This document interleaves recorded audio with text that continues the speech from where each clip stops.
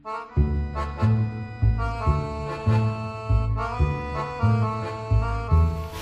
oi. Mandi tangan air dah. Api boleh rokok dulu lah. Tak kulit nyaman beli bazar lah. Kecek sana dapat Den. Lah. Kalau ada. Kau betul ya? Boleh lah. Kau yang lo mak mandi sekarang ya. Tunjuk leh. Ayo. Deh, boleh lah hamu ni pajak yo. Lo ni pajak dah. Yo, pak rasa kalau lo di situ. Kau ni. Kau mana? Tu api? Tidak dulu. Mana boleh cari apinya? Cuba tengok dulu ada orang bawah nak. Tu ada apa-apa ya. Ayo Siti, sebentar pilah. Tu selesai rokok kau. Lah. Sebentar lah. Yo. Mak dia ajak aku. Cepet lah, hilang aku sikau. Lagi yo.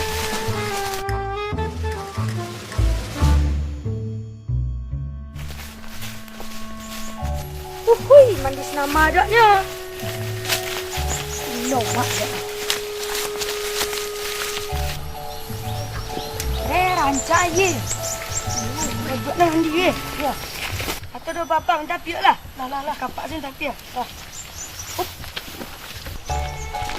Mancang sih kau, Pak? Yo, mancang. Dia dah dapat, Pak? Ada ya dapat jaga iku. Bapak ni mirip suara apa ni? Bapak minta api, Pak.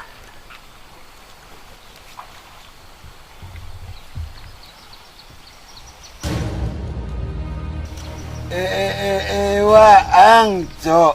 8 dah yang misuk ya. Enggak, Pak. Rokok kawan, Pak. Rokok kawan dia.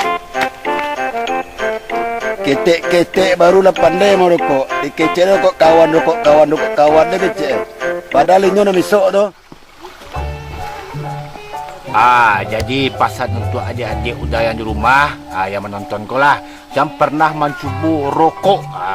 Rokok itu dapat menyebabkan kanker, serangan jantung, pokok penyakit yang lain. Dia jadi tu. Tu celai bisa merusak generasi bangsa. Utak pakak deh. Dia jadi. Kalau pengen cerdik, pengen pintar, hindari rokok. Dia jadi. Walaupun merokok menyuruh tak boleh tau. Tak boleh. Hindari rokok, dilarang merokok. Lah.